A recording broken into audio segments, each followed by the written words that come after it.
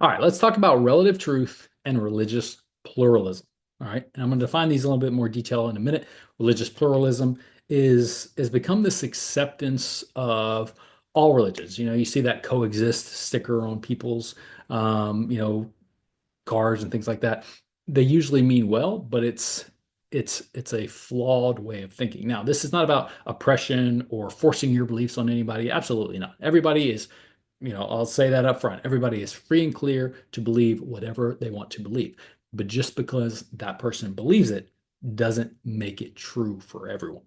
Understand what I'm saying? So let's dive into, the concept of relative truth, the logical implications that it has, and how this is going to tie into religious pluralism, which is this, rampant thought process in today's world.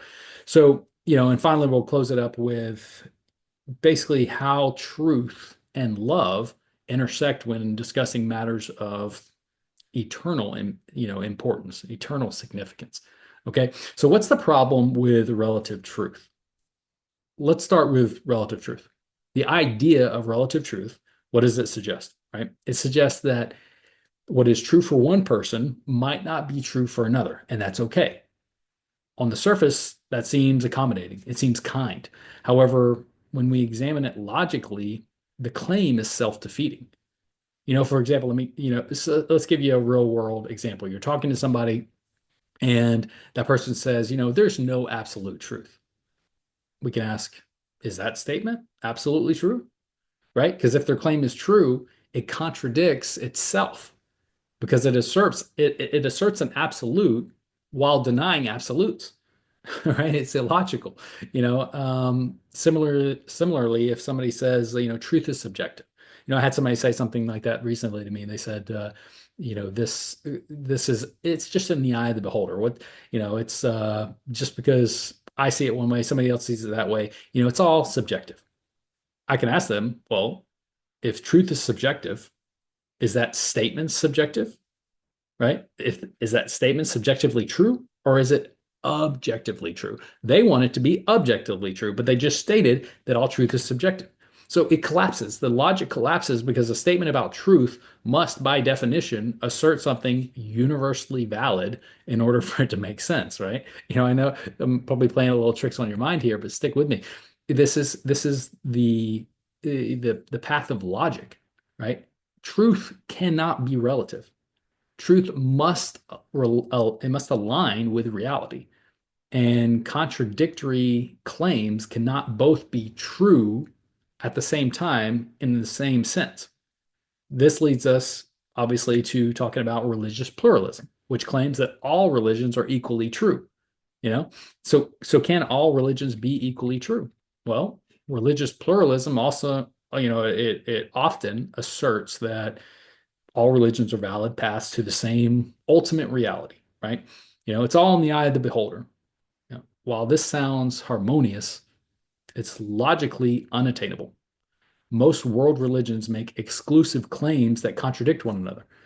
For example, Christianity, right? We claim that Jesus is the only way to God, John 14:6.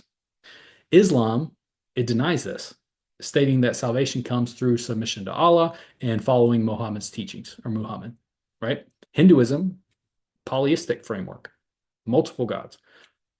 Buddhism is, they deny a personal deity altogether, or they often do, right?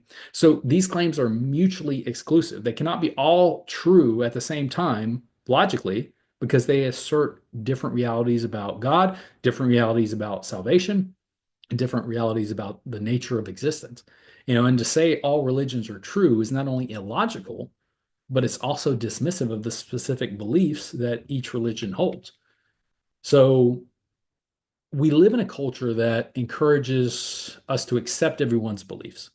You know, so while respecting individuals is definitely important, right? Like I said before, we're not here to force any beliefs on anyone. There's a distinction between respecting people and rather affirming contradictory beliefs, right, to be true.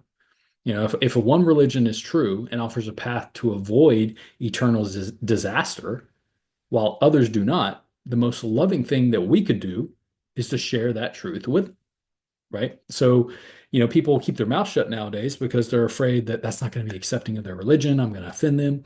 Yeah, imagine someone is walking toward a cliff in a thick fog. They definitely act like they know where they're going and they think it's the right way. But wouldn't it be unkind to remain silent because we're afraid we're going to offend them, offend their opinion that they know the right way? True love compels us to speak up, does it not? Right? It compels us to speak up if the message, even if the message is uncomfortable, and it's got to be done in love. It can't be done in arrogance. It can't be done in force and oppression. The goal is not to win an argument, but it's to extend a hand of compassion. Offering truth with humility, with kindness is always the best way to do it, but you still offer the truth. The notion of relative truth and the beliefs that all religions are equally valid, it cannot withstand logical scrutiny. Truth by its very nature is exclusive. So if one religion provides the correct understanding of God and the path to salvation, then sharing that truth is not an act of intolerance, right? It's the highest act of love. So as we navigate, this, it's a very touchy topic. I get it. We have to remain committed to truth, and the approach should be respect. The approach should be compassion, a genuine desire to see the other person flourish both now and in eternity. So do not, don't shy away from truth. Don't shy away from, you know, stating the obvious of we all can't be right. Now, diving into which path and why we believe that, that's another topic for another day, which I'm sure we'll get into, someday. It's a big topic, but hopefully this is enough for today to kind of open your eyes to, what the pressure is in society nowadays to keep your mouth shut. Everybody's right. That's good enough, but everybody can't be right. All right. God bless. Appreciate you watching today, and I'll see you back next week.